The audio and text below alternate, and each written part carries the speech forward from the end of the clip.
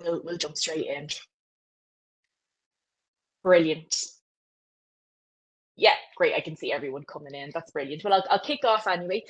So good morning, everybody. You're all very welcome to today's webinar. You are joining us on Budget Day, but you'll be glad to know we're not going into, the fiscal space or any of that at this morning's webinar. We're delighted to be joined by Niamh Fitzpatrick, who is a strategic HR management specialist here in the IPA. Niamh is joining us today to present and share some information on neurodiversity awareness in the workplace. So over the past while, we've all probably noticed the word neurodiversity popping up more often in schools, in workplaces, in the media. And we might also have links to neurodiversity, both in our personal and professional lives. So it's encouraging to see the attention that it's getting lately. It means more people are starting to think about it, talk openly about it, and recognise it is part of the world we live in. So for the next 40 minutes or so, Niamh is going to share more information about neurodiversity, what it is, why it matters in the workplace, some legal and policy context for neurodiversity, and how we can support an inclusive workforce for everybody. So this is an introductory session to neurodiversity in the workplace and provides a high-level overview. We will share some additional resources at the end of the session where you can get more information on the topics. So just a bit of housekeeping before I hand over to Niamh. This session is being recorded and will be made available on One Learning in the next couple of days. You are all joining today with your mics off and your cameras off, but if you do want to ask a question or make a comment on the webinar, you can use the chat box in front of you on WebEx. So there will be some time for questions at the end of the webinar, and closed captions are available today. So you can turn these on by clicking the little speech box that has CC in it at the bottom of the WebEx screen. So before I hand over to Niamh, I'm just going to give her a quick introduction. So as I said, Niamh is a strategic HR management specialist here in the IPA. Niamh joined us earlier this year and might be a familiar face to some of you if you've attended any of our mediation courses here in the IPA, as this is the area that Niamh is leading out on. Niamh was previously with the Irish Wheelchair Association, where she was head of HR, and in her spare time, Niamh is also the deputy president for the Mediators Institute of Ireland and is a professional mediator. So Niamh leads out on, like I say, the certified mediation course here in the IPA, and also trains on conflict and mediation skills for line managers. So Niamh has also recently launched a course on neurodiversity awareness in the workplace, which is an expanded version of this webinar you're about to listen to today. And we're going to share more information on that following today's webinar. So I'm going to zip it now, and I'm going to hand over to Niamh, who will share her presentation and take it away. Okay, thanks Jade. Thanks so much for that. You can hear me, I presume. I'm sure you'll let me know if you can't. Okay, everybody, so this is a real whistle-stop tour. Within an hour, we're not going to cover everything that you would ideally like to cover, but we're hopefully going to open your minds and give you a little bit of information around neurodiversity in the workplace, specifically this morning. So as Jade kind of kindly pointed out, my previous roles, over the last number of years, I would have seen an awful lot of, let's say, conflict in the workplace. With that in mind, I just want to, I suppose, highlight that conflict was oftentimes I would see conflict as a clashing of people's personalities and different things, but oftentimes because people don't actually have an understanding of one another. A warning, I suppose, for anyone thinking that they're going to get everything that they want from this webinar this morning. The thing about the webinar is, like I said, we won't be able to cover everything. So not all neurodivergent types, characteristics, or traits are covered. We won't be able to cover them all in a short space of time. So bear that in mind. Each person is individual, and people present differently in different ways. And we're all individual. So you won't actually be able to say, well, that's definitely one person or another, because everybody is so different.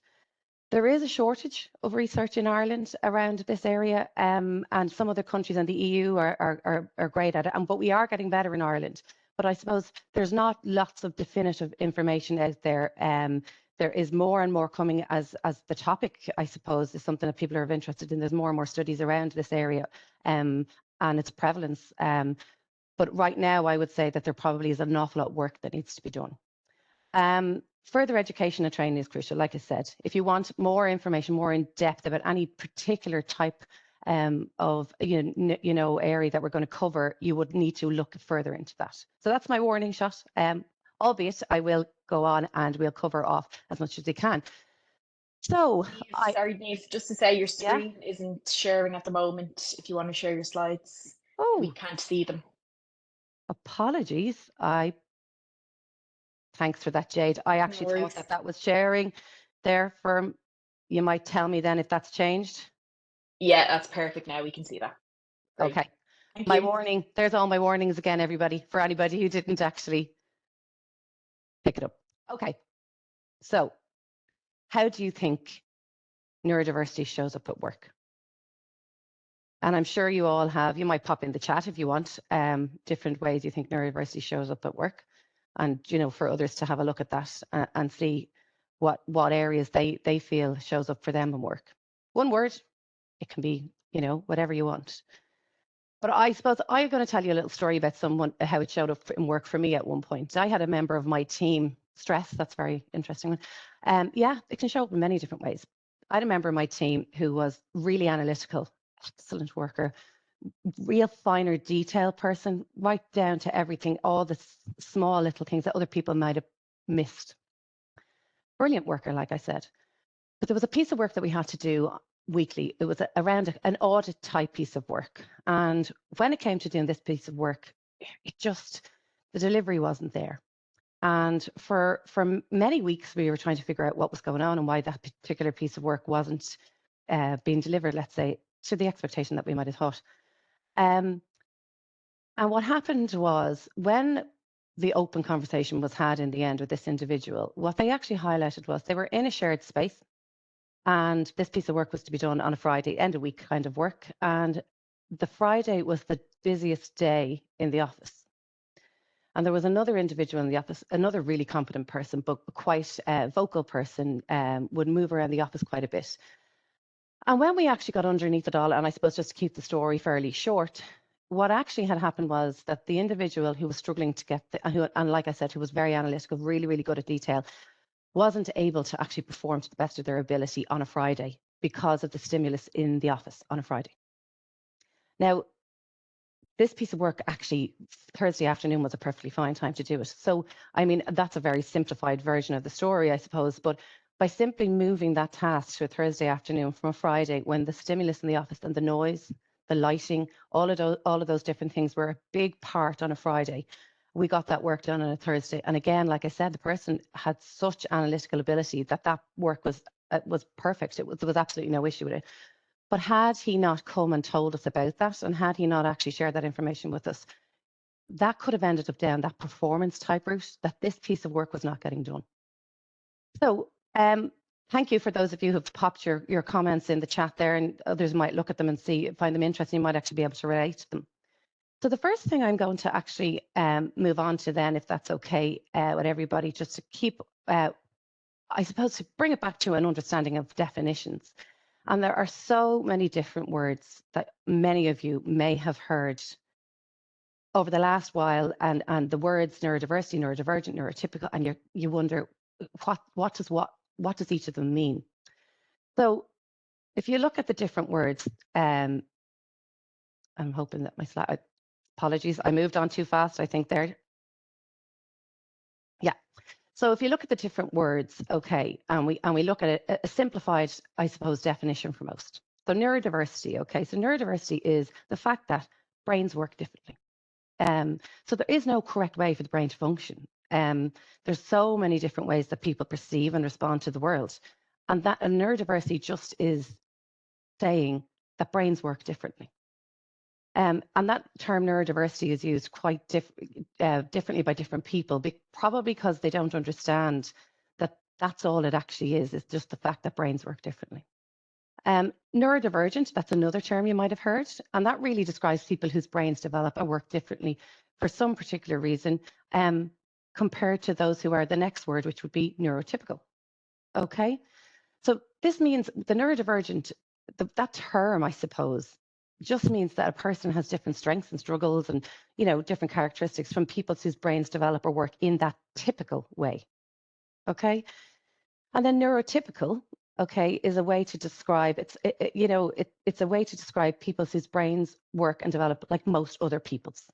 Okay, the thing about neurotypical is people would wonder, oh, does that mean it's that is a more right way or wrong way? No, it's not. It's just that more people's brains work in that particular way. Okay. neurotypical people you might see across the likes of language, memory, those kind of things, they would all be kind of something that you would see. Neurotypical people, a majority of people would be in a particular way, and neurodivergent people, they would be outside of that particular norm, let's say, in a typical world. But we're not in a typical world, okay? So neurodivergence, the fourth one there, is not actually a diagnosis of any way, like, you know, but it's more of a care philosophy. So it's a more of an inclusive way to describe people whose brain functions differently. And then the last word, this one I find quite interesting, the word neuroinclusion. So that is really the practice of intentionally designing the environment, the workplace, whatever it is, to include and think about neurodivergent individuals and recognizing the value and the strengths that they all have. And that, you know, people who are neurodivergent have different ways of thinking, but that really brings a lot of strength to an organization or to a team. The thing I find interesting with the word neuroinclusion is if you put that into a Word document or anything like that, it spell checks and it tries to get you to change the word. Mind you, it doesn't give you any actually alternative for it. So I find it very unusual that the word is used quite a bit out there, but yet the likes of our technology and that haven't actually accepted that the word is very widely used. I just put the photograph in there of Judy Singer because the term neurodiversity is not that old, you know. Well, there's many of you probably on call or on the webinar here today who are probably thinking that is very old, but for some of us it's not. So 1998 is actually the first time that term was actually devised by an Australian sociologist, Judy Singer. So that if you want to look up any more around the term, you know, how it came about, you might look up Judy Singer. So which neurodivergent types are you most familiar with? You can pop them in the chat. You might have some that are more common to you than others. We're not, like I said, going to be able to cover them all off.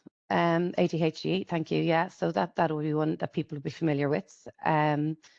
So look, I'm going to just cover off the ones that are more prevalent, I suppose, in Ireland at the moment. And if we had more time, we'd be able to go through many more, but we don't. So the thing I'm going to cover off today, and hopefully the slides move because we're having a bit of a delay with them. I don't know, Jade, if you can see anything moving along there. It's not moving.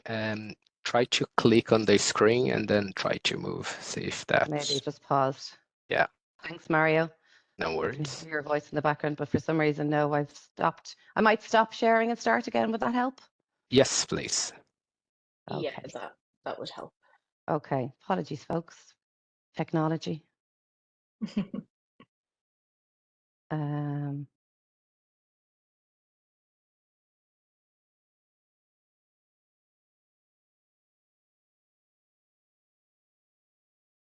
That work?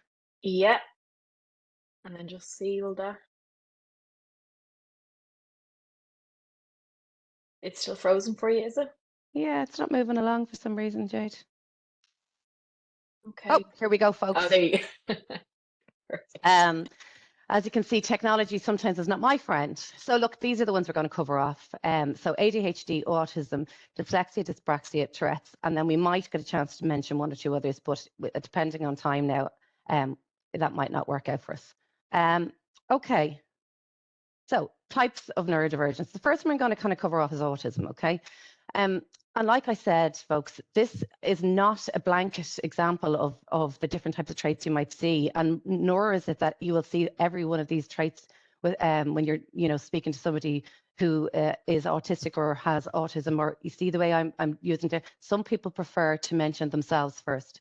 I am an autistic person, and some people would prefer to say, oh, sorry, apologies. I'm a person with autism. Or they might actually say, I'm an autistic person. And that is an individual choice. So, you know, it's not something that it's a blanket, this is how it works and this is how or this is how the terminology is used. And it's not, it's very specific to each individual. So you might see, these are just some of the things you might see. You might see somebody with autism that social communication might be difficult, okay? They might be very comfortable in their patterned behavior, in a structured behavior, in a structured environment, and they might be actually quite intolerant to change, reluctant to see change. They might have over or under sensitivity. Okay, so the picture that it's depicted there is, the noise and different things like that. Sensory overload can be huge, can be a huge piece, and can really impact somebody with autism. Anxiety. So their anxiety might be heightened due to that sensory overload. Okay. Emotional regulation, and I can't emphasize enough. Some of this you will see, and some of it you won't. It's individual. Sometimes you might see a meltdown or a shutdown. Sometimes you might see a person with autism who is comfortable in an environment, and then when it becomes too much, they may actually take themselves out of that environment and shut down. So routine and predictability are quite the preference often you will see, and people with autism be quite detail orientated. And what I would say to this, and Jade is going to provide you with an awful lot of resources at the end and links to various, make sure you get your information from a reputable source. So for example, there's the As I Am Chance report. Okay, that was 2024 report. Okay, and As I Am will have all the information you need on autism, a deeper dive into this. But in that report, it did say that 36% of people experienced discrimination because they were autistic. And 67% of people don't believe the public transport system is inclusive for autistic people. I've seen that myself. I was on the DART. Anybody who uses the DART, it can be quite overwhelming for anybody. But I did see a person on the DART recently, and just everything, the whole environment was very uncomfortable for this individual. And even what I would say is other commuters on the DART, or not necessarily the DART, I'm not just picking on the DART, that's my form of transport, folks, you all have your own. But even other commuters can sometimes cause havoc with somebody who's sitting there, who is trying to regulate their emotion and struggling to do so at times. And if you just give somebody a minute, sometimes they're able to get regulate their emotion and regulate themselves. But if you don't give somebody a minute, and it can absolutely leave somebody with that anxiety even more heightened. So in the As I Am report, just a couple of other bits on it then, there was 50% of the respondents to that report said they generally chose not to disclose their diagnosis in work. So, this is something that we need to make sure that we have that inclusive environment where people feel that, it is okay to actually share. I mean, TFI have great how to plan your journey, videos. You can actually go onto the TFI website and find how to, plan your journey if it's something that bothers you. But there's also the UK National Autistic Society has a really good 1-minute video if anybody gets a chance with an individual who actually takes a train, it's public transport. And it's only 1 minute, but it shows you in 1 minute how that journey can have a massive impact on an individual. So before a person even arrives to the office, their anxiety could be absolutely heightened because of the experience of the commute. So like I said, folks, we won't have time to go into a lot of detail on these, but we'll just touch on a couple of them. So the other one I wanted to touch on for just a moment was dyslexia. Okay, you may see some of these traits again, you may not. Sometimes for a person with dyslexia, processing written material can be quite difficult. Written language, to pick up the written language can be quite difficult. It can be hard to recognize words for a person who's dyslexic, and to decode those words and then to actually formulate their opinion or their thought process on it. Okay. In Ireland, according to Dyslexia Ireland, it affects 10% of our population, dyslexia, which is huge. I had a colleague recently who, on a WhatsApp group with this person a very long time, I'm sure a lot of you are on WhatsApp groups, and on a WhatsApp group a long time, and there was a lot of texts go back and forth over the years in the WhatsApp group, and then all of a sudden, a good few months ago, an individual in the WhatsApp group started using the voice notes. I know many of you might be used to hearing the voice notes now. And a couple of people got annoyed, and I actually happened to say one day, what was the change? What's with the voice note? And he said, have you never noticed how sometimes I struggle when I write the messages back? I said, no, I didn't. And she said, well, actually, he said, look back on some of the messages from me, he said, and the spelling and the grammar and the different things. He said, so when you guys are putting in and asking questions and then we have to go back and answer different things, that can be a struggle for me. He said, because sometimes I'm not picking up what you're saying as fast. And even when I'm coming back to you with a response, you said my spelling or my grammar or different things like that can be quite difficult for me to get across. So I WhatsApp voice note because I find it easier. So that can be a huge piece for people who have dyslexia. There's a very interesting Dr. Keith Murphy. He's a lecturer, I think, in TU Dublin, and he had a very interesting piece around his journey through his life and then eventually becoming a lecturer and teaching. So if anybody has a chance, go and have a look at that. I think Dyslexia Ireland have it there. But that's just the journey can be very difficult for a person who doesn't look at the written word in the way some other people do, a neurotypical person might. The other thing here, I suppose, to remember is things like memory differences. So I can often have a short-term memory. So memory, there can be a problem with retaining information. So if you're in a meeting with somebody who's dyslexic, and sometimes they might come out of that meeting and you can't understand why they can't remember the topic or the discussion or the output. And that can often be what might have happened. But like, I mean, a dyslexic person is an excellent problem solver at times. You know, oftentimes you'll see a dyslexic person is really good with the 3D thinking, that whole bigger picture, high emotional intelligence, that kind of thing. Really, really useful person to have in your team. And some of these traits you might never see. There is a lot of work being done, I suppose, at the moment around our junior and our leaving cert cycle to have that. I think race, it's called the reasonable accommodation around certificate examination. So that's where there's additional time going to be given to people who are having a hard time to decipher, I suppose, the papers and get the information into the head, and then I suppose come back out with the response on paper. So there's an awful lot of effort being made around this kind of area. There's a really good, I just saw, it popped up and popped back out because I can see and then I can't see about Virgin. But yeah, there's a really, really good, I saw this recently myself. So I suppose if I asked you what a light bulb, a car, a smartphone and a brand called Virgin have in common, would you know? So they wouldn't exist without a dyslexic thinking is the thing. So, I mean, it's credible, like at least 1 in 3 founders are dyslexic, according to, I suppose, now this is Richard Branson came out with that statement, but it is very interesting, that bigger picture thinking and that kind of, innovative thinking is often behind huge companies and innovative companies. So if I move on to the next one, and again,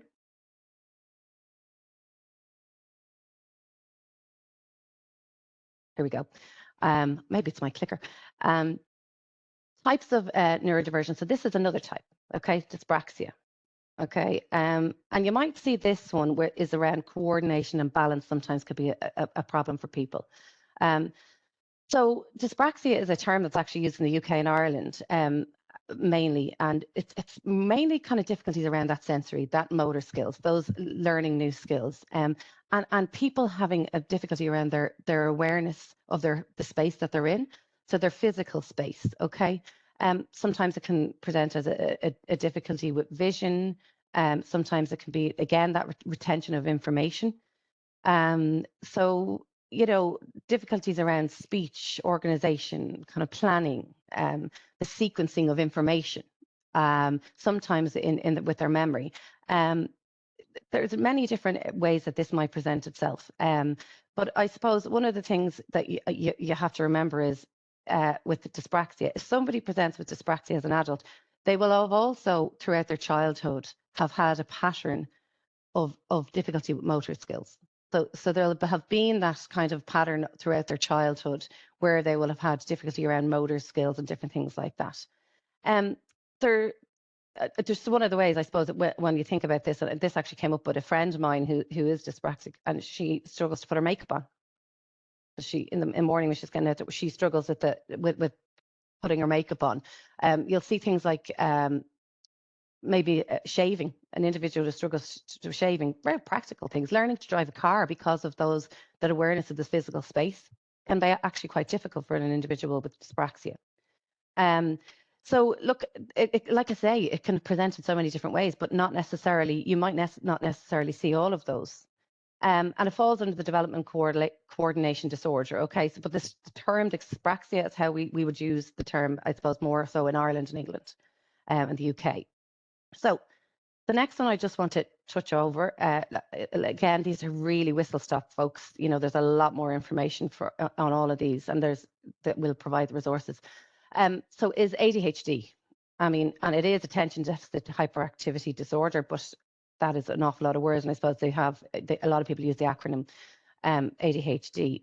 So again, it's potential traits. It's not necessarily that you're going to see this, but you may see people who are easily distracted. Okay. You may see people who have problems with kind of paying attention to something. So if you have a 1 hour, 45-minute meeting for something, and you have somebody in there who has ADHD, that may be a struggle for them, because keeping that attention span for that period of time can be quite difficult. Again, you might see that short-term memory, so that absorbing of information may not be retained. And you might see quite an impulsive person, so someone who you know, may make an impulsive decision. They may actually not self-regulate, self-monitor themselves, so they may struggle with that kind of area.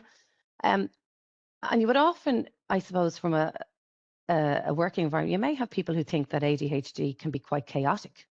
But the other side of that is it can be hyper-focused. An individual with ADHD can be hugely focused. Excellent person sometimes to have on a project where the focus is really, you know, we're working on something and we're deadlines and we really need to focus in on something. They will sometimes be really focused in. They can often get quite, you know, nearly twice as much done as other people. And that's not, like I said, not every time, but you will see that sometimes, and because they have a high level of energy. People who have ADHD will often have that energy. They're the person sometimes that when you are slumping, they could potentially be the person that keeps going, and you wonder, you know, how does that person have such energy? Quite curious people, kind of real creative. You would see in an awful lot of people who have ADHD, and it comes down to there's the 3 behaviors. So you may have somebody who's inattentive, so that's that person who, you know, easily distracted. You might have a really hyper person, you know, somebody who's quite hyperactive, or you actually could have a combination of both. So it's usually one or the other, or then that combination of somebody who is both. So that's ADHD. The next one I just wanted to cover, if I can, is Tourette's. So Tourette's is an unusual one. A lot of people might have seen the Channel 4 programs that do on Tourette's and different things like that. And, you know, it's assumed that that is what Tourette's is. For those of you who are, I suppose, cool enough to know who this lady is, this is Billie Eilish. She's a really well-known singer. And Billie Eilish was actually diagnosed with Tourette's when she was 11. So she's in the public eye. She's in the spotlight quite a bit. But what she actually has come out and said an awful lot of the time is, so her I suppose, tell that she has Tourette's is that she has tics. Okay. Her tics are physical, so she has a physical tic. Okay. But she said that when people see her and she has her, you know, a moment and high anxiety and she might have tics, kind of repetitive, physical. She said people say to her, "You're gas. You know, you're real funny," and she says they laugh. And one of the things she has often said is that she finds that incredibly offensive, because it's involuntary. She's not doing it. She's not actually trying to be funny. She's not intending to do anything. It's just involuntary. So those involuntary sounds, they can actually you will often see it's a coughing or a kind of clearing of your throat in some way, and that's the physical side of things. Sometimes a facial movement, it can be hand movement, it can be anything like that. Someone who consistently blinks. And that's not to say, folks, that people who consistently blink or clear their throat or anything is somebody who has Tourette's. So please don't go and self-diagnose people. But it's just to keep you aware that these are things that could be, you know, somebody who has Tourette's that you work alongside every day and you never even realised. The great verbal agility is another piece that you might see as a potential trait for people with Tourette's. And you know what might be wildly, you know, surprising to some people is that swearing actually only affects 1 in 10. The swearing is not actually that common within people who have Tourette's. I might actually move on to tell you. Actually, I'll let you know now. There's a really interesting. If anybody has time, to have a look at a couple of minute video at Lewis Capaldi is another person who has come out and said he has Tourette's, struggles high anxiety. And when he hasn't managed his anxiety, it will come out in repeated tics, and he cannot control the physical movements. And Lewis Capaldi headlined, I think it was Glastonbury, 2023. And he's only come back recently, as many of you might think. He's actually in Ireland recently. But he, in 2023, his anxiety had gotten to such a point that he hadn't managed it. And it actually presented then on stage in Glastonbury in front of that crowd.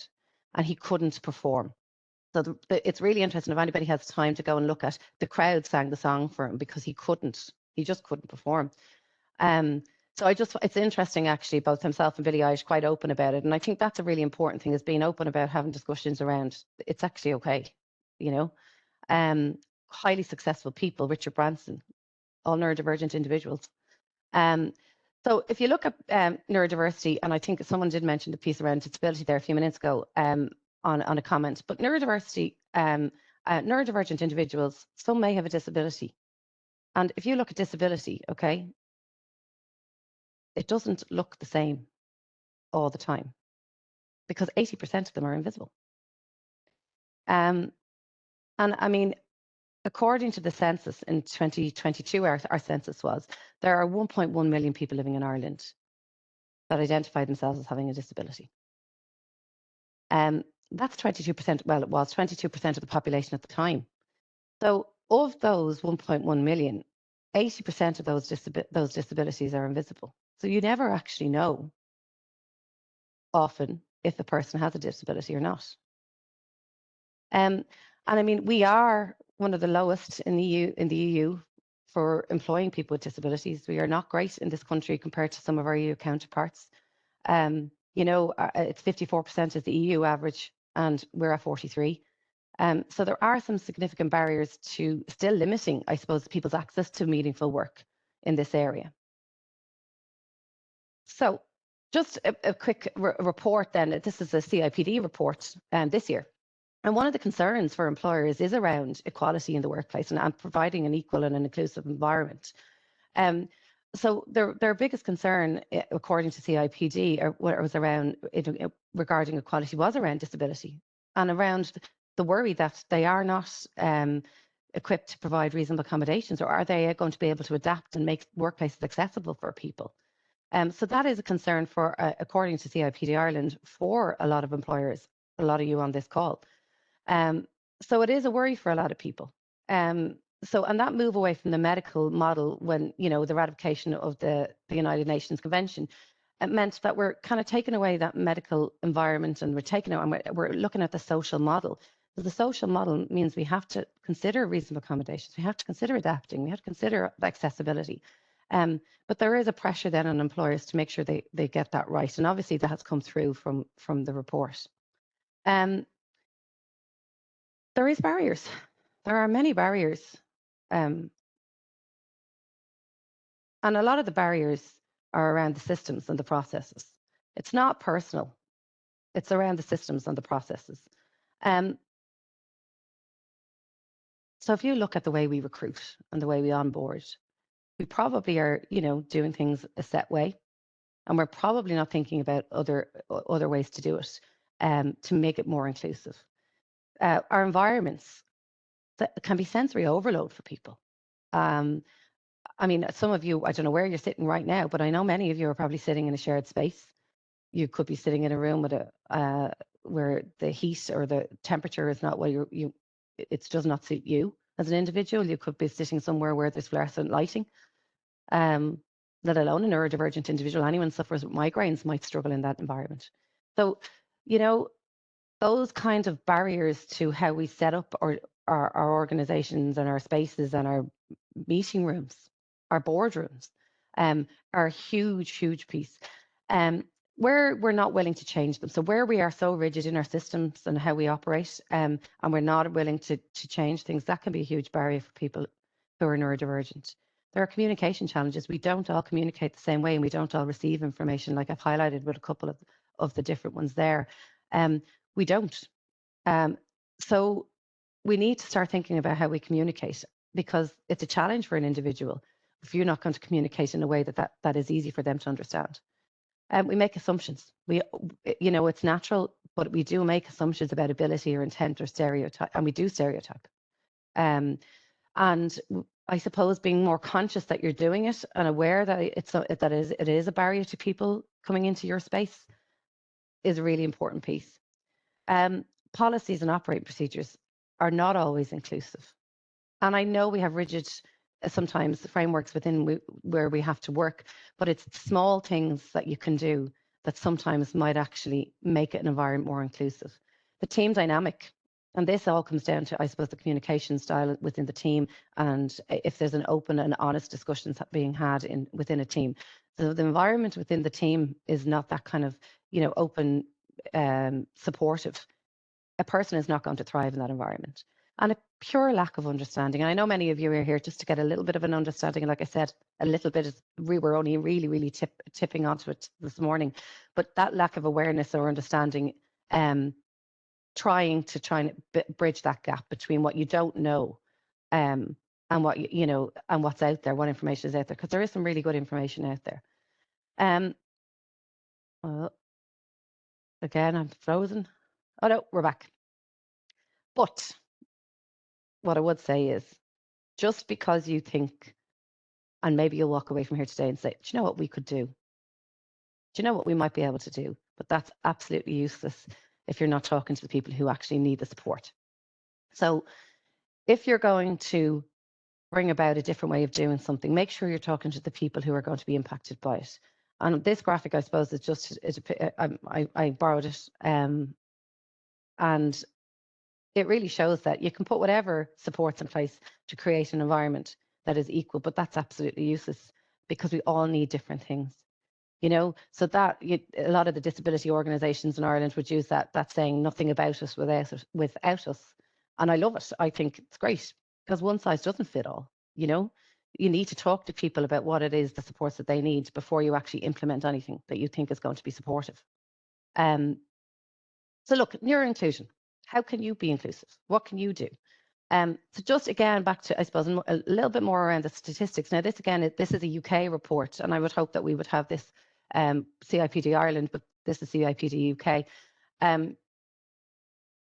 What I suppose this highlights really is that 20% of people experience some form of harassment or discrimination at work because of their neurodivergence.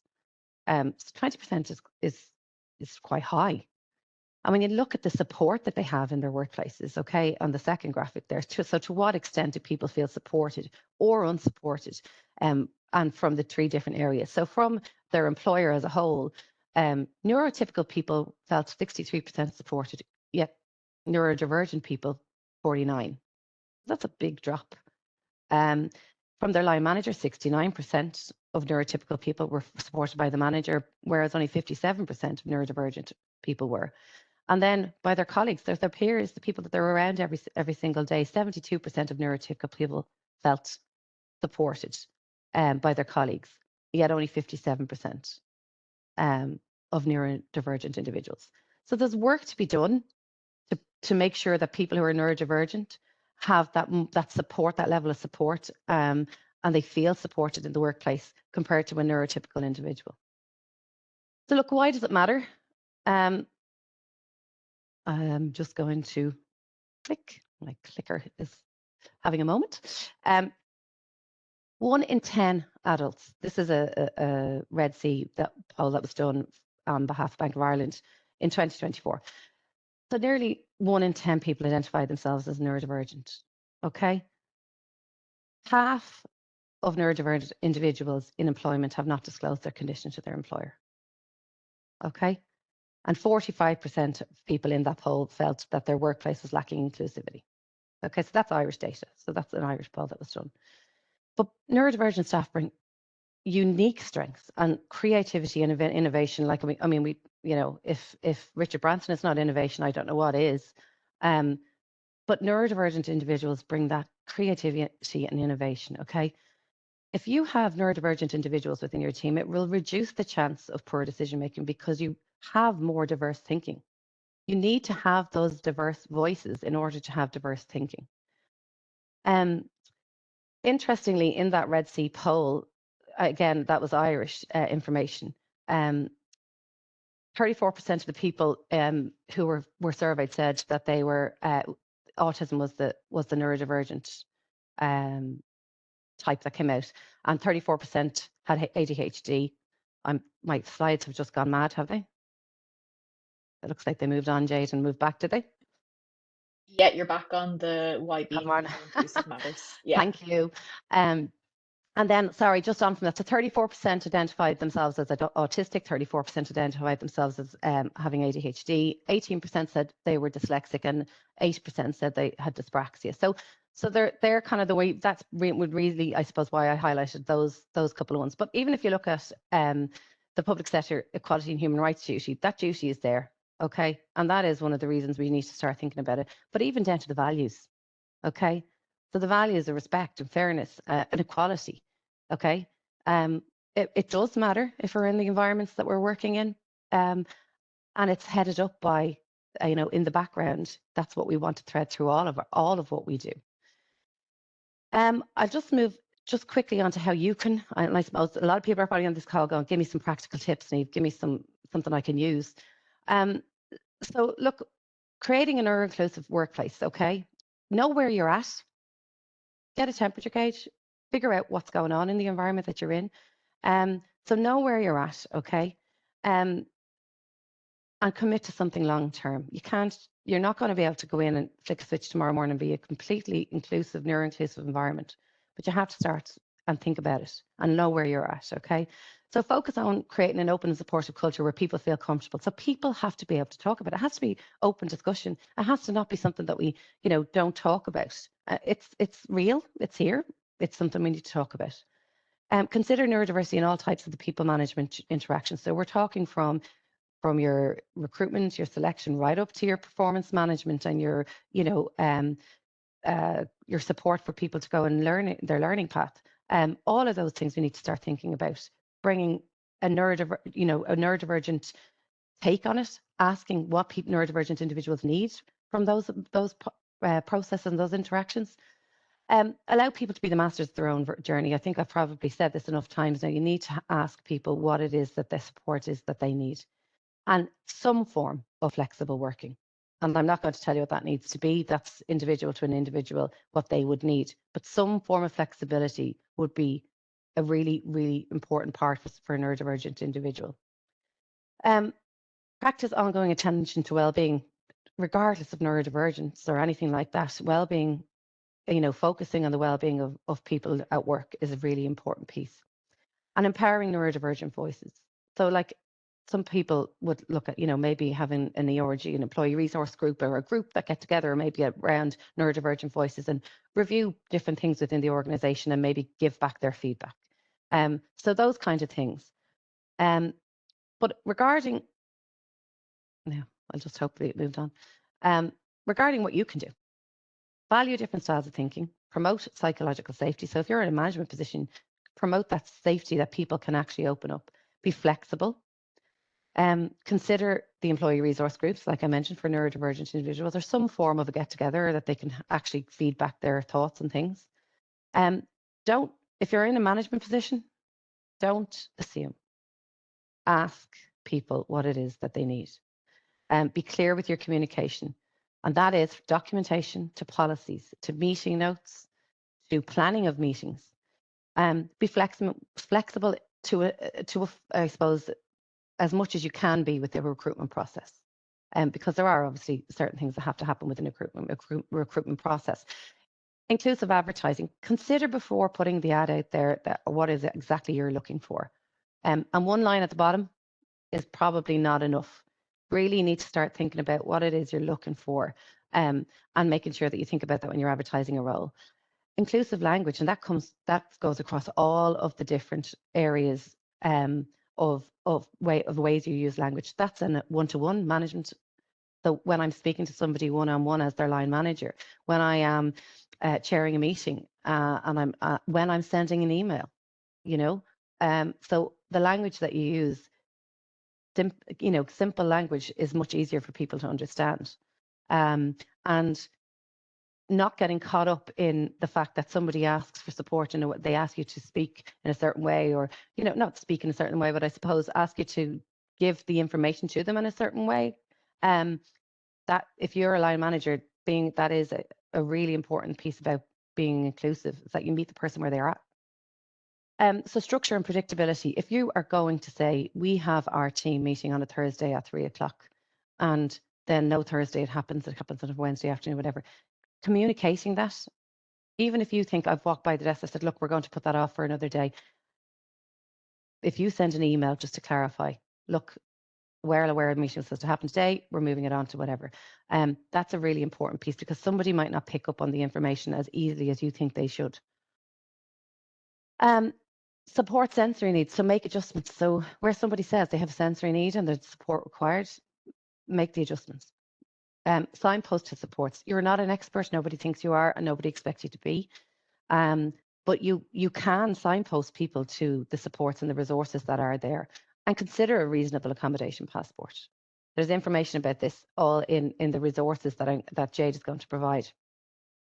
But if you are in a team and somebody decides to tell you, I'm neurodivergent, and I wanted you to know, there are different things you can do. There's great resources on this from Employers for Change, if anybody has any interest in Googling their information. It can be helpful if you thank a person, okay?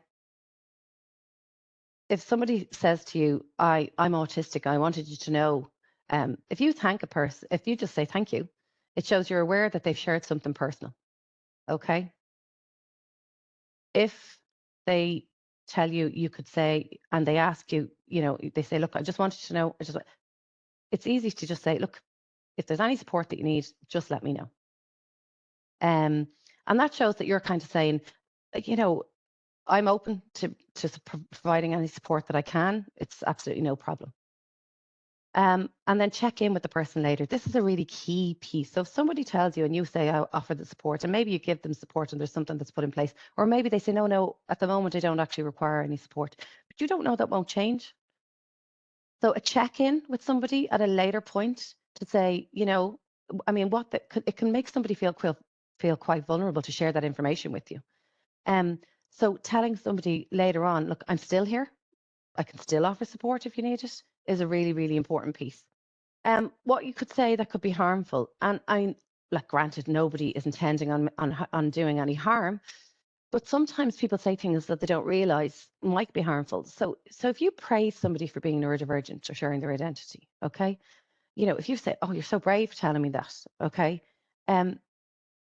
you're actually putting a negative spin on what they've told you, without maybe realizing, but that can actually have a negative effect on somebody.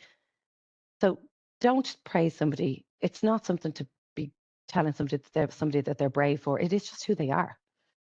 It can be harmful as well if you say that you thought their behavior was because of a negative trait. Okay. So if you say to somebody, oh, geez, I just thought you were being lazy. Okay. That's not going to go down very well with somebody. Somebody's not going to accept, you know, you saying that to them. That could definitely hurt them.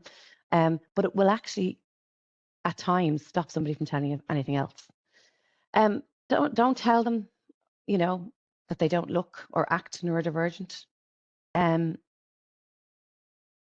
mean, somebody very innocently could say, well, oh God, you don't look dyslexic, autistic, whatever they might say. Don't say that. That can be quite harmful to the relationship that you have with that person. And don't dismiss what they say. If it may not be a big deal to you, so you might say, oh, sure, that's grand, it's not a big deal. And that's from the place that you're saying it, might not be intentional. But from a person's perspective, if you say that to them, you're dismissing what they've said. And it's been a massive big deal for some individuals to tell you that piece of information. So don't dismiss what they say. And the worst thing you can do is to tell anybody else. It's not your information to share. Now, there will be times where somebody tells you and they say, look, I need to know. And you might say, look, I'm going to have to, you know, if we're going to arrange support or to assess what what particular need, might need to get a physio to just, let us know what kind of things we can put in place here or whatever, if it's a physical thing or what, that someone might need a bit of support with. That's fine. But you'll have had that conversation with them and you'll have said, I'm just going to have to contact HR or whoever it is, and they'll agree with that. But don't go leave an office and go to the next and say, I know now, and share that information. It's not your information to share if you don't have express permission from the individual. So just, I suppose, on the line manager, because I'm aware there's a lot of people who are probably line management on the call, and if my clicker will work. Yeah. So these are just some of the things as a line manager that might, help trigger something in your head that you might go, oh, next time you go to say something. So make sure when you're supporting somebody that you ask specific non-judgmental questions. Okay, the goal is not to diagnose. You're not fixing a problem. Okay, you are there to listen, adjust, and build trust. Okay, so what you might say is, well, what helps you to do your best work? Okay, these, by the way, are not just for neurodivergent employees. They could help build psychological safety at work for anyone. So what helps you do your best work? Okay. So that assumes the person will assume, oh, well, adjustments are normal. It's a perfectly normal part of work for me to ask for this. Okay. It's open-ended and empowers the person to ask the question. Okay. Are there any tools or workarounds you've used before or that you've seen or that someone else has told you about? And that signals to the person that their experience is valuable. Okay. And it's not a problem. Would you prefer any written instructions, a call, or both? What way would you like me to communicate? There is an option here, is what you're saying to the person, okay? And don't assume that everybody thrives on Zoom or Teams or WebEx, because they don't. And that's back to my WhatsApp example. That person just can't communicate that way as easily. So they found a workaround, and that's fine. How do you like to receive feedback? Okay, so that gives the person autonomy, and it prevents them from having stress, and they don't worry about it, because the timing, the tone, and the method do matter here. Okay, how you give feedback to an individual. And is there anything you'd like me to know about how you work best? Okay, so that invites that kind of self-advocacy. Okay, what's the one small thing I can do to support you this week? And that basically says, this is not a one fix thing, because there's nothing to fix. It's completely normal that I will provide you with ongoing support as your line manager. Okay, so maybe I'm conscious of the time now. Jade has probably realized I've probably gone on long. This is just an idea. This is just something. Maybe you'll take this away, maybe you won't, but just maybe to think about. Okay, think about a sensory map. I don't know about you, but here in the IPA, we all have a map on the back of our door that tells us how to get out of the building. Maybe stand in front of that map in the next day or two and have a look at the map and say, if I was to put a key code on that map of sensory areas, where's the noise? Where's the smells? Where's the sounds? So you might look at that map and say, wow, this environment is really, really high on every sense. And I suppose what you could look at is, I don't know anybody in this, but just it is a really good one. Sometimes if you're going to visit Museum of Ireland, they have a great one for each floor where they have the key that shows you. A lot of the super values, anybody who's been in a super value, they have great maps that show you. But have a look, that kind of idea. So, the different sensory areas. Is there really high, intense, like would blast you out of all your senses in a particular area in your environment? Have a look at the map on the back of the door and just stand there and think, wow. Risk assessments.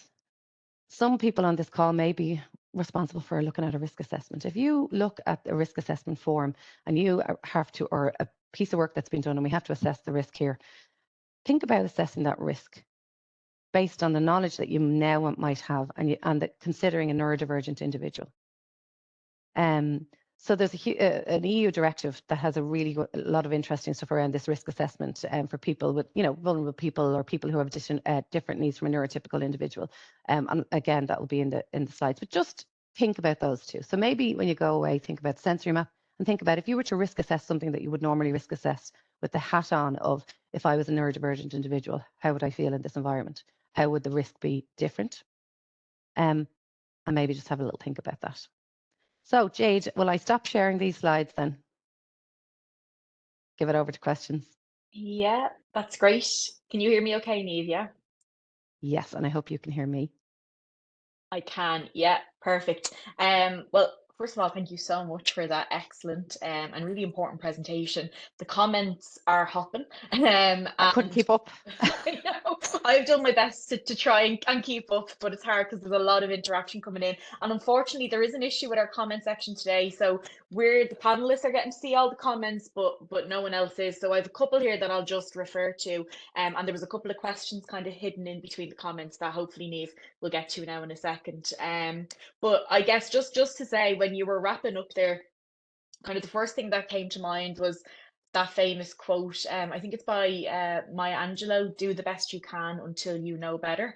And I just think that everyone here today and those who are going to watch back the webinar over the next couple of weeks want to do the best they can and are doing the best they can, particularly, you know, supporting people in the workplace. And we're all on that journey of knowing better.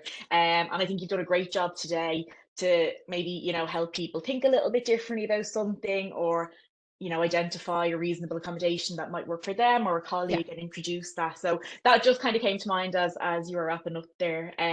There's, like I say, lots coming in the comments in the chat function, and there's a wealth of knowledge and experience of neurodiversity across the civil service is kind of what I'm seeing from the comments. And just two that I want to kind of flag for people. The importance of getting your information from reputable sources. And Neve, you did mention that, and we will share some additional resources with the recording when it goes up on the LMS. But it is best practice, I guess, to try and source your information from these sources. As I Am has come up a lot of times as kind of a place to go for that reputable information. But like I say, we will share more information on the LMS with the recording in the next couple of days. And another one that's come up a couple of times, I've seen maybe 6 or 7 people kind of ask if we can make the point that, you know, often there is multiple diagnoses here, and there can be a high incidence of both autism and ADHD in individuals. And again, if you want to find out more information about that, there's plenty out there, and particularly on the As I Am website, which will share more information. Just a couple of takeaways for me before I get into the questions. That reminder in the 2022 census that, you know, 22% of the population identifies having a disability, but that 80% of disabilities are not visible and, you know, not immediately obvious. Like, that's a really stark reminder. And then the Red Sea poll data that you shared as well. I think the equity slide, I always love to be reminded of that slide, and I think it's a really really powerful visual, you know, about meeting people at their starting point, which is, I think, a big takeaway from this session. And then that last slide about the line manager questions. Oh my God, I love this, particularly even as a tool for self-reflection. I'm a devil for a quick call. So even going through it there, I'm like, oh God, I need to do a bit of thinking here about how I communicate, especially with others as well. So I just thought that was really a really good slide. And just on that then, and a couple of questions have come in, particularly on that line manager slide. But I suppose, you know, people that are leaving this webinar today, what tips have you got for them who, you know, are now going back to their teams and their colleagues and want to begin to introduce some of these questions? How can they go about that? Okay. Well, I suppose, look, you've got to remember, you're not going to, like I said, you can't go back and completely overhaul what you do.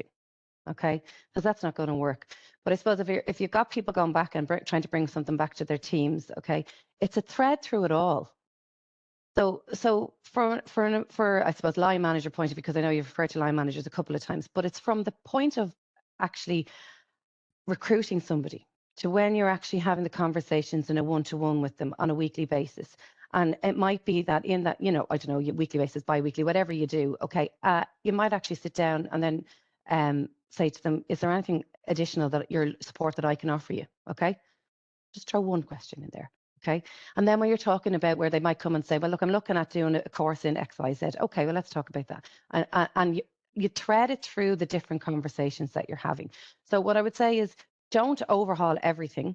Okay, but if you have neurodivergent voices in your environment, ask them. Okay. And the one thing I would say for organizations is look at the communication, look at how you communicate, okay? And that is across policy, process, standard operating procedures, all of those different things that you use. And is it actually done in a way that leaves people who are neurodivergent on the outside? Or is it done in an inclusive way?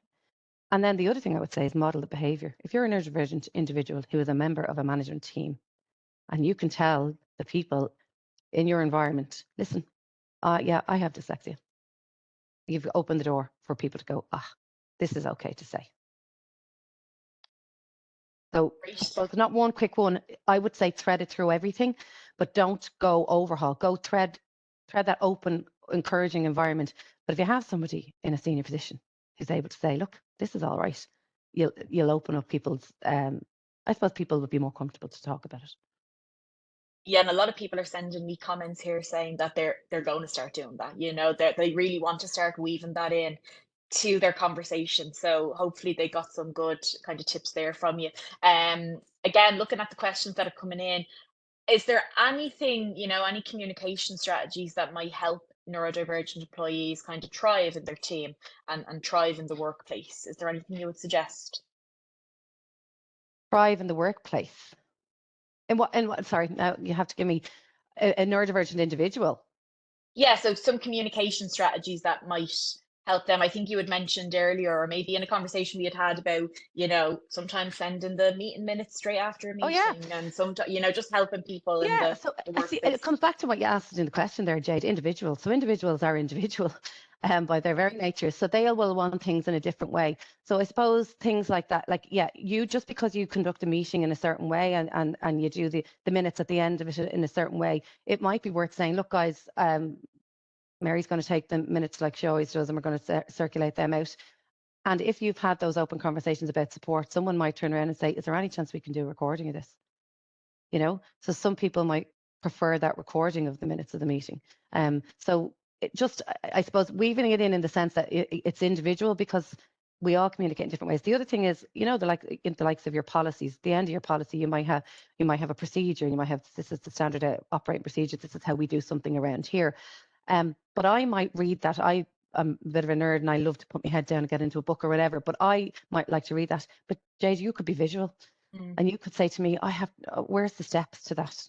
And you might say to me, I need to follow the framework, but follow step 1 to go here and then 1 to go there. You can do both, you know? So it's just thinking about those kind of ways to communicate. Brilliant. The comment section is hopping. We've still got a lot of people here with us, which is great. I might just ask you another kind of 2 or 3 questions, Niamh, and then we can wrap up. So I suppose you spoke a bit about reasonable accommodations that employees can request or can seek support from in relation to performing their roles. I think the key term here is reasonable. So what does this actually mean, and you know, how far does it go?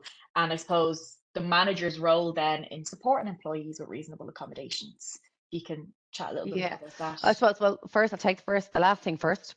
The manager's role in reasonable accommodation is to ask the person what the support is. And if the person is not quite sure what supports are available to them, I mean, like the work and access program lists different things that are out there at the moment that might actually be really, but don't suggest as a manager. You can't suggest what is going to work for somebody. You need to ask them. But you've got access to the likes of, you know, occupational therapists and different things like that.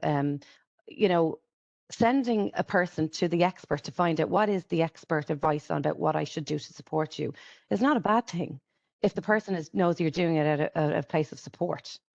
So that's a really big piece. I suppose beyond how far is reasonable. Look, it can't be burdensome. Like, I mean, the legislation, equality legislation would say that, you know, can't be burdensome, it can't be disproportionate. It can't cost so much that it's going to take down something. It can't completely change the person's job. So it can't be a completely different job, because that's not making an accommodation for a person to thrive in their role. So those kind of things. And then I suppose one of the big ones is if somebody asks for a reasonable accommodation that puts them at risk from a health and safety perspective, or puts other people at risk from a health and safety perspective, you're kind of gone beyond what you can do there. You know, so what I would say is if the person doesn't come with a reasonable accommodation and it's not something quite in front of you that you go, oh yeah, that's quite practical, I understand that and everything, you might need to look at an expert opinion. And if you have that open communications within the team and stuff like that, a person who's come to tell you, I am neurodivergent, here is what I'm looking for, they will probably be open to saying, yeah, no, I will go and get an OH report, or an occupational, a physiotherapist might be, you know, it depends on what the need is, because again, it comes back to the individual. Great, thanks a lot for that, because there's a couple of questions kind of coming into me directly just about that reasonable accommodation and what it means, and just understanding that a little bit more. So that's brilliant. One popped up there. I just saw when the software. Yeah. There's loads of technology out there, and it's there is loads, and like you couldn't even start to talk about one type or another. You need to see what works for the person. But there is loads and loads of different types of software out there nowadays. But again, getting it from the right place and making sure it is the right thing, and having an expert kind of opinion on it. Yeah. There are a lot of programs out there. And they can't be a risk to the organization, Jade, because even if we're talking about cybersecurity, all that, whatever software programs are out there, they have to be something that isn't, it's not going to create a bigger risk. Yeah. Okay. And then just on the last kind of two questions in relation to the recruitment process. So again, kind of a couple of comments into me about that. And I suppose we often kind of see like organizations need to kind of make sure that there's reasonable accommodations provided, I guess, throughout the employee life cycle, which would include the hiring process. We have a very kind of set, structured way of hiring in the public service. Are there any tips that you could give those or give to those people who are on interview boards when it comes to creating the right type of environment for a candidate with Well, I suppose when you think about it, right? Okay, what you're trying to do is make sure the person feels comfortable and in the environment, because you want them to thrive. You want them to tell you all the work that they've done and if they're the right candidate for the role. So I suppose if you actually tell people when they come in, look, we're open to you taking notes. Some people need to take notes, so because you might ask them a question that, if anyone has sat on an interview, or sometimes the question's quite long. So someone might need to take notes. So you can say, look, we're open to you taking notes. Absolutely fine. From an environment perspective, you can say, look, we've got the blind down and the light on. If you'd prefer us to change that around, absolutely no problem at all. You might say things like, I don't know, the notes is a big one, I suppose. The adjustments is another one. Then, do you know what another one? We do an awful lot of the training around interview boards and stuff here in IPA. And one of the things we often say to people is that you have eye contact. But if you're going into an interview and you're a person who doesn't do eye contact because it makes you really uncomfortable, an interviewer board might say, look, we will make eye contact with you. If you're uncomfortable, let us know. We're absolutely fine with that. That's no problem. Because you will often have people say, well, sure, they didn't make eye contact with me in the interview, but that can actually cause somebody real stress and can, throw them off kilter with their emotional regulation. And then, of course, then they're not going to give you the best answer. And then the last thing as an interview board was actually just came up in a conversation with someone the other day. Individuals who are neurodivergent, not all, like I said, it's individual, but there are people who may stim, so stimming. So they might tap, or they might shake their leg under the table, or they might, it could be, they might actually move an object around. So as an interview board, you have to get comfortable with that, because that is somebody regulating their emotion who's a neurodivergent at times. That's not always, but it can be. That's how they're regulating their emotions, so they're their best self to give you the best answer. So bear that in mind as well, I suppose. I hope I answered your question there. Yeah, no, some great tips. But I think, to be honest, I know that you and your colleagues deliver a lot of training in this space in terms of interview board prep and interview kind of just support in general. So I think, if people have any more questions, they can reach out that way, because I imagine that's a very specific program that kind of get into detail about this type of thing and kind of prepare people and support them. The last question I have is in relation to the new capability framework. Well, I say new, it's been out a while now, but it's still new to some people. And I think the new capability framework is a lot more holistic in how it views an individual. And I suppose, do you think this will make a difference to neurodivergent candidates as they, make their way through the recruitment process now in the civil service? In a short answer, yes. I suppose if you think about it like this, okay, it's building on a whole competency framework. Okay, so you're still looking at competencies, but you're looking at the bigger picture. So you're looking at those behaviors, you're looking at all the different things. And actually, I have here, we were talking about this the other day in the office around the different kind of elements of, so one of the areas is communicating and influencing and stuff. And we were looking at actually the PO role. I have it. Sorry, no, I'm going to delay everybody. Look, so the PO role in the capability framework, one of the areas they have to focus on when they're coming in to do an interview is communicating and influencing. Okay, which is perfectly fine, makes complete sense. But what I found actually when we were talking about the whole neurodiversity piece, there's 2 sentences in there that we're expecting people to come in if they're going to go for a PO role. And I find these kind of relate to what we're talking about. The first one is demonstrates self-awareness of your own communication approach and adjusts your style as appropriate for the audience. So the PO is expected as a line manager and a senior person to be able to adjust to the audience. So that might be adjusting to the neurodivergent audience. And then the other one that was appreciates neurodiversity, or not neurodiversity, appreciates diversity, might say neurodiversity down the line, appreciates diversity and makes an active effort to involve different people to bring challenge and alternative viewpoints. So look, we're embedding it into the capability framework. So if we have an expectation for people coming in to get the jobs, we should also be making sure that it's embedded through whatever we do. But that comes down to the person who gets that PO role modeling that behavior in the workplace. You know. Great. Sorry, there's loads coming into me there about kind of interviews, and I think what we'll do as well is also when we're sharing the additional resources, because I think people want to learn more about, you know, the interviews, but also maybe applying for these roles and understanding how they can put their best selves forward for interviews and for promotions, particularly using the capability framework. What I'll also do is share some of the other courses that Niamh and her colleagues kind of lead out on in terms of capability framework or interview practice and interview board. So yeah, there's a lot coming straight to me on that, which is great to see. And people want more information, which is brilliant. But listen, we're over by about 10 minutes, but we still have a lot of yous on with us, so really appreciate that. We have recorded this session, so it will be made available on the LMS if people had to drop or they want to recommend it to colleagues, if they want to watch it back again. I certainly will be. But once again, Niamh, thank you so much. That was a really insightful and I think important presentation that you gave. We've had lots of excellent feedback from people. Look at the claps coming in, thumbs up, love hearts, everything. It's brilliant.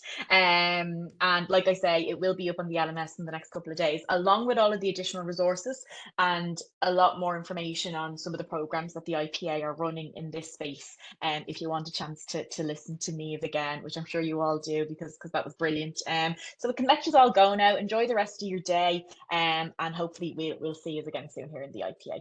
Thanks a lot, everybody. Thanks.